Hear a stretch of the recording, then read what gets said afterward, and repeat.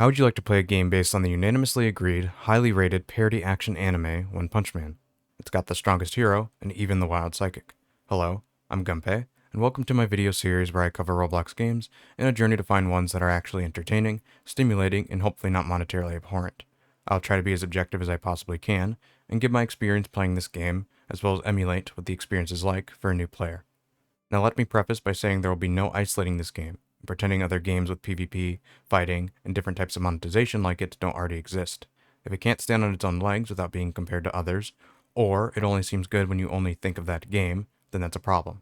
Lastly, any use of third-party software is a handicap on a game and exposes a game's inability to function and inform players on its own. So with that out of the way, on to the video. In this game, aside from the About page, there isn't a tutorial. You're thrusted into combat with an anti-spawn kill shield and aren't told anything.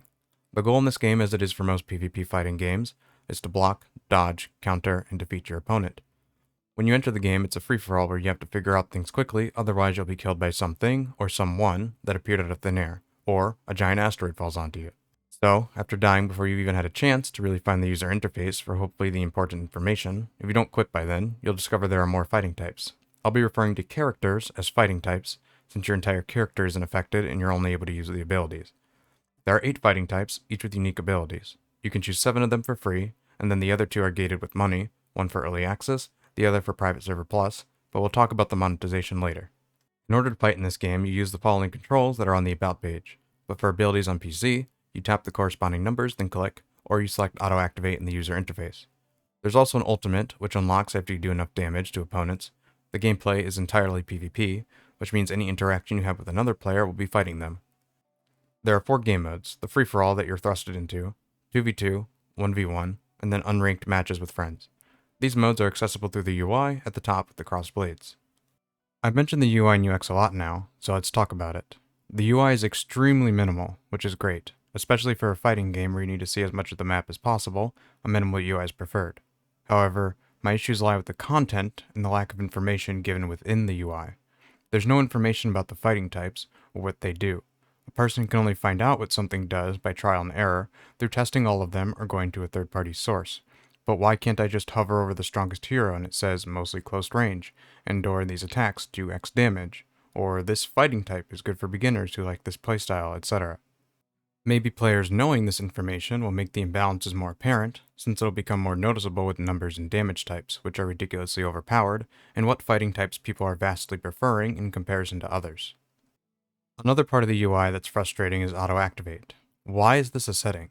You've created a solution for an annoying part of many older Roblox games, which is having to select an ability to click, but you choose to keep the extra step. Most players won't even realize what this means, or that it's even an option since it's hidden in a menu with no description aside from Auto Activate. There's no descriptions on anything for that matter aside from the dual icon, and even that can be missed, making the player think that free-for-all is the only game mode. This creates a more worse and abrasive experience for a new player, which adds to the fire of being annihilated the moment they join. Speaking of auto activation, it would be nice if there was an option for keybinds, as it's odd that I can't set my abilities to a preferred place on my keyboard like most modern PvP games. In addition to keybinds and controls, although those are told on the About page, there's no information anywhere about combos, chaining basic attacks, counters, critical hits, if the game uses impact frames or not, etc. Almost none of this is intuitive, so it should be in the game itself. It can be found on the Fandom Wiki, but you can't find this information on some help tab in the base game. You're essentially not giving casuals or new players a proper chance of succeeding before they leave out of frustration because, quote, "the controls are so simple, why can't I do this? Is the game broken or something?" End quote. As I already pointed out, there's no tutorial to teach you anything before you start. In settings, when you're in a private server, it's difficult to tell what's a premium option and what's part of the normal settings. VIP is color-coded. Other than that, you don't know until you click. This may be done on purpose for monetization purposes. Similar to on YouTube, there was an enhanced bitrate option they were pushing, which someone may click on, then be prompted for YouTube Premium. With that said, it would be preferable if the player only saw options that were applicable to them at the time. One more note on antagonizing the new player experience. Being able to hide your kills is asking for people to smurf in free-for-all, which makes the new player experience even worse. Furthermore, in regard to settings issues, the sound design is great, but it's quite loud. I have my computer volume at 20 and the game volume at 1 bar, and the music from ultimate activation or sound effects from attacks is far too loud, which is completely subjective, I know. I also know there's a setting for it, and I'm glad you can turn it off, but like I said, the UI doesn't exactly bring much attention to itself, which is a blessing and a curse. If you blow out someone's eardrums, they're not going to think, where's that setting to disable the sound effects or turn it down? They're going to leave. Now let's talk about their premium options, the monetization, the store, and whether or not this game is pay to win. In the Strongest Battlegrounds, you can buy emotes, skins, and game passes that give you more abilities in private servers. These game passes allow you to try out new fighting types that aren't in the base game yet, and the amount of abilities or modifications that a private server gives you almost makes trying to become good at the game pay to win. It isn't necessary, but I think having some of those features in the base game would be preferred, and, as I said in the previous section, enhance the user experience for new players, and not make them feel totally outclassed when they join. Now, in regard to buying more fighting types through the Private Server Plus or Early Access Pass, since this is more of a skill-based game, having more fighting types at your disposal can be a good thing for the player that bought them, as one might not be balanced yet and is too OP, but it could also be extremely weak and programming-wise broken. So I wouldn't say that part of the game is pay to win, but it doesn't feel good to paywall other fighting types. A good parallel is Street Fighter 6, and their fairly recent DLC, which introduces other fighters that aren't in the base game. This doesn't mean someone will win because they have access to these characters, but it just feels bad that you can't play everything with your base access to the game. Another example, think back to Mario Kart, how completing certain achievements or parts in the game like different cup completions would unlock characters. You didn't need to pay for more characters. Skins in this game, as I said before, can be bought, which is fine. In my opinion, the best way to monetize a free game is with cosmetics, as there's no paying for power or interference of gameplay. However, I don't like the crossover into accomplishments of the game. Skill progression and cosmetics should never be intertwined. The fact that someone could either achieve 10,000 kills or simply roll for a skin that only skilled players should have from a player-friendly standpoint makes accomplishments and goals in the game diminished and null. You can't show off in this skill-based game. There's no metaphorical aura. Sure, people can look at your kill count unless they're smurfing, but it's not the same as seeing a person's character and saying, wow, this person's good. If you've ever played an MMORPG or games with similar systems where someone has the best in-slot gear and you just know how good they are or what kind of person they are, that's a really good feeling, especially if you yourself are the player with that gear.